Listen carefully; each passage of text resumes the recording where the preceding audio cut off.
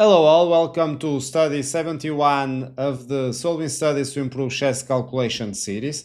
This endgame study comes from Vitold Yakimchik, another Soviet composer of the older generation. I find this study very interesting. It's a knight's fight, where the technique of maneuvering the knight comes to the solution, both to find the proper way to draw if you are facing it from the white perspective, or to try to win from the black perspective. Very interesting one. We can learn a lot with this one. As always, I suggest you watch the guide if you haven't, so you are better prepared to practice with this one. And as always, the countdown will start, and after I will catch you back with the solution.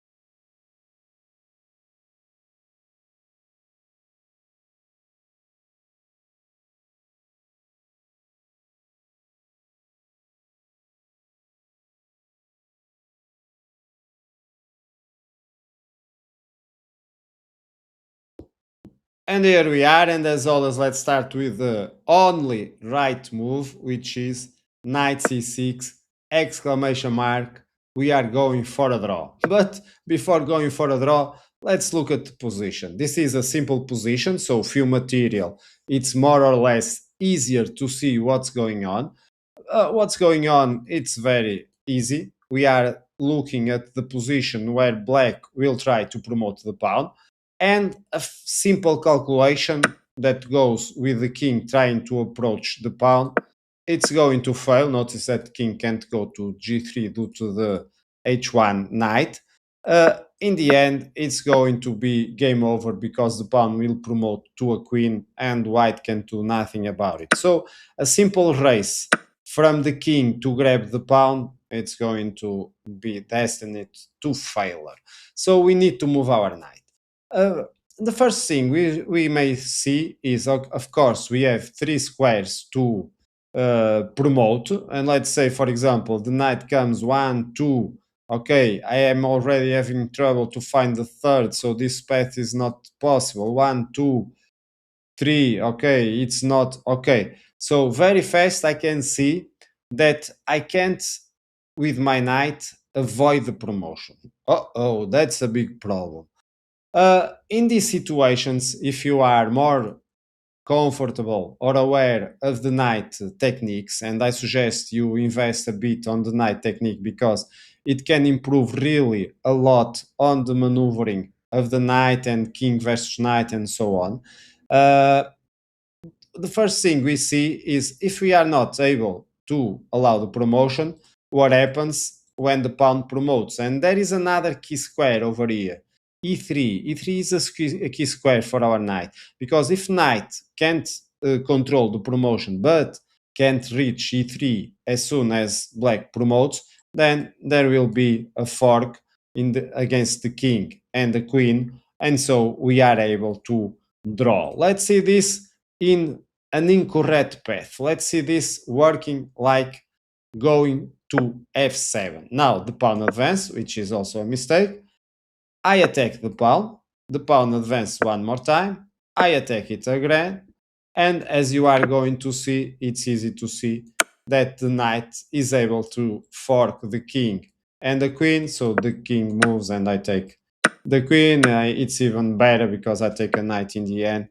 So this path looks promising, but as you saw, black can't go directly with the pawn. And here is the tricky part of finding solutions and studying these end games. We need also to find good moves for black. And as we saw, okay, we can't go with the promotion and we have a knight attack, so let's remove the knight. And now, of course, white will keep going on to control either the promotion or uh, reaching e3 in the end. So over here, it's simple.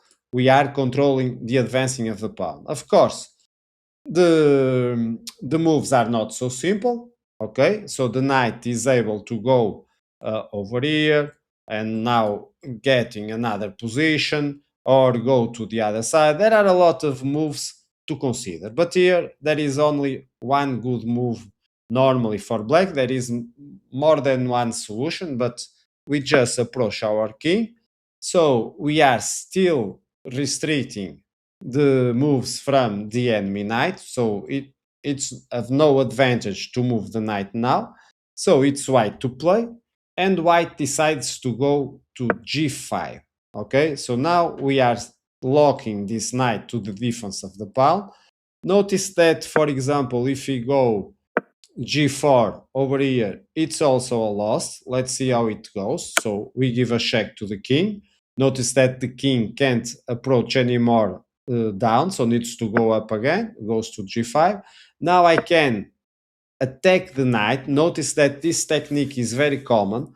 The way to progress is attacking also the knight position, so the knight is attracted away to control the advancing of the pawn. Of course, the knight can't accept the exchange, so needs to move, and now we advance the pawn, and this is going on. So the king, now notice that the king can't come over here because there would be a fork, checking the king and then exchanging the knight and easy win with a pawn.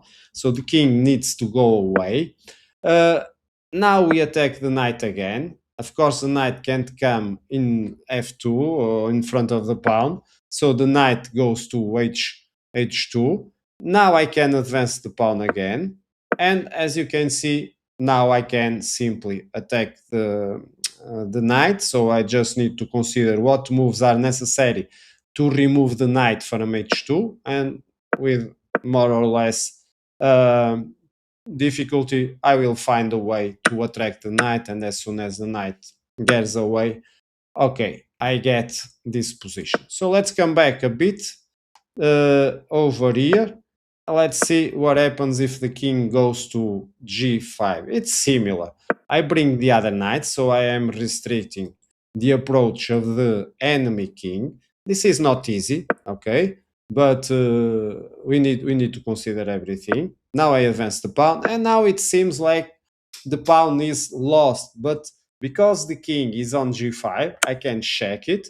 So the king is forced to move again. As we saw, if it moves to g5, I simply can advance the pawn. Notice that next move is going to be promotion with check, or at least, well, at least, and there's no solution for white. So over here, maybe white can try to go away, but it's the same thing. I advance the pawn, and next move I will promote. So suddenly we saw that was not enough to advance the pawn because black had a way to block the advancing of the king, and then with simple maneuvers, paying attention to the position of the knight and the king, was able to promote the pawn. Okay, uh, and so that's how we need to test our other solutions. And here, let's start by the opposite. Instead of advancing the pawn, let's see what happens if I do find the same solution. Of course, here the king needs to approach. Again, I bring my king. So it's similar. I'm going to try to reach the same situation as before, the same technique. But now I get this check that wasn't available when the knight starts to the other side. When the knight starts over here, the second move was not a check, of course. But here, because the knight is closer to the bottom of the board, it's an improved version because we have more possibilities. And this is the key detail for this solution, is to be able to interfere with let's say not maneuver, but with the organization that black pieces are trying to achieve to help promote the pawn. And so of course now I attack the knight, but there is no way to progress because the knight will be able to check our king a lot. And when the king goes far up, the knight can come down again. And as you can see, that's not possible. Over here, it's the end because now we are threatening to take the knight while the knight is attacking the pawn. But of course, it's not enough for black to force it anymore. Let's try, for example, to attack our knight. We simply bring it to f1, and as you can see, the king can't approach anymore, so this knight is threatened. If the knight moves away, I take the pawn. If it doesn't move away, I simply grab the knight. Then I have this square for my knight. Well, I hope I'm not doing too many errors over here like Hikaru Nakamura. But I think you have got the point. So over here, we need to go to the main line again, which is advancing the pawn. Of course, advancing the pawn, we need to bring the knight. The solution is similar. We simply attack the pawn. Now, if the pawn advances, I move my knight to g4. Okay, remember? If the pawn advances, I attack the pawn again. The pawn promotes, and I can simply um, fork it and finish the game with a draw. Here, because let's see this in practice fast. Okay, here I can't take the knight, of course. And now I am going to take the pawn, or after the promotion, like I said, deliver the fork. So over here, the solution is difficulter if black plays uh, knight g3 check. Notice that the idea, the trick is, if we grab the knight, then black will have this check, and when the king moves, suddenly our knight is controlling that key square for the fork. So we are able now to advance the pawn, as white is not able to fork it in the end. So even if it's a check over here. But if it wasn't, it was not possible because our knight is controlling. So again, as you can see, we always need to check maneuvers also for black to control the key square. So we are facing, of course, this situation of the pawn being attacked, but we delivered check. We already saw that the king can take our knight. So the king goes to the side. Notice we are fighting for a draw, and how hard it is, but we are going to reach it. Here, of course, the knights can are impossible to, let's say, go and control the e3 square because they are not doing it with check. So next move would be the sacrifice or whatever. The knight takes the pawn and it's over. It will be a draw. So here, black is forced to advance the pawn. Again, we are going to attack the pawn and trying to reach the e3 square. Of course, another try to trick us to control the e3 square. But of course, after we deliver this check, it's just going to promote to another knight. Notice that over here, we have also this solution where the knight is checking our king. We can't take the knight, of course. If you could take the knight, then the pawn promotes with a queen and check.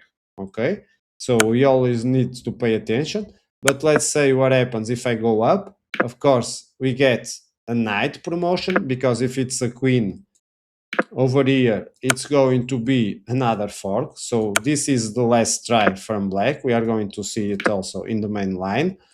And with three knights, so you notice it's possible to checkmate white, okay? So be careful with it.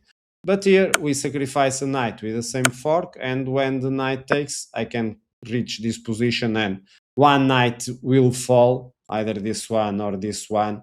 It's not possible to protect both. And now, as we know, this is a draw.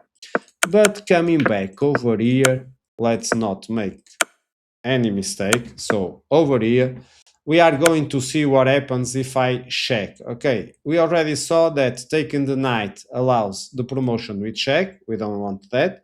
So we need to bring the king up. And of course, for black is not enough to deliver another check, because we simply are going to repeat the position. So over here, the promotion is the only consideration for black.